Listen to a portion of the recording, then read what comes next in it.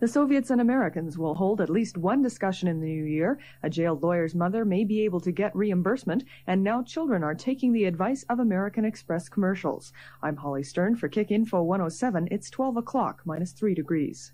U.S. Secretary of State George Shultz will meet with Soviet Foreign Minister Andrei Gromyko January 18th in Stockholm. The announcement was made in Washington. The two men will be in the Swedish capital for the European Disarmament Conference. It'll be the first meeting between the two sides since the Russians walked out of a number of arms reduction negotiations a few weeks ago. The Alberta Law Society has been told to reconsider a $100,000 claim by a woman against her jailed son. The son in this story is former Calgary lawyer Peter Petrasuk. A judge from the Court of Queen's Bench says the Law Society really didn't have the power to deny the woman's claim.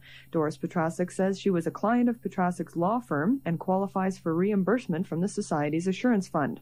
She says her son handled her affairs and remortgaged her house for nearly $100,000 and kept the money. Petrasuk is now disbarred and was sentenced to 10 years in November of 1981 for theft of trust funds involving several $1 million. Red Deer killer Ron Smith, who has been sentenced to death, has now changed his mind about wanting to die but may not be able to get out of the sentence. At a hearing on December 1st, Smith asked the judge to reverse the decision. Smith said he was drunk and stoned when he killed two young Montana Blackfoot men in August 1982. At one time, Smith had asked to die rather than to live his life in jail. He says he changed his mind out of consideration for his family after spending 3 weeks on death row. At his sentencing, Smith said he wanted to see what it felt like to kill. He says he's not sorry and could kill again. The Alberta government signed an agreement to help out Calgary with the Winter Olympics in 1988. We knew all along they were going to contribute. It's just that it's nice to have it on paper. There's only one problem left, Mount Allen. The idea was to have it developed as a recreational ski area by the private sector. If nobody is found to do it, the province will develop it but won't maintain it.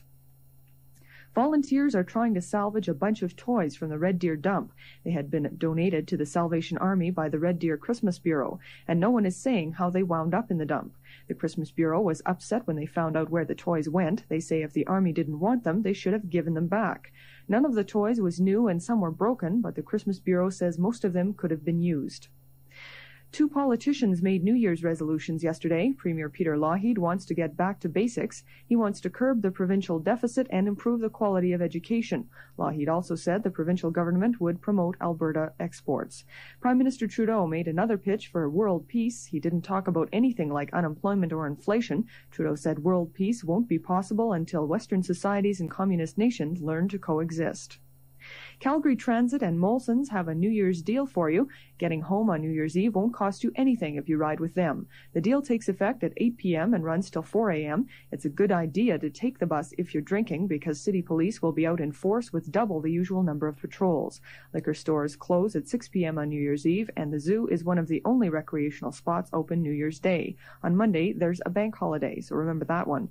And remember that Sunday is the first day that we pay $1 a ride for Calgary Transit. Monday will be on a Saturday schedule. Have you got all that? It seems like you just can't win. Canadians have been keeping their food bills down and eating more nutritiously by buying less red meat and more poultry, cereals, and vegetables. A study by the Retail Council of Canada suggests that's the reason beef now sells at 1981 prices, while chicken, cereals, vegetables, fruits, and most other items have gone up. But beef prices aren't going to stay the same for 1984. That's because there have been cuts in production and an increase in international demand.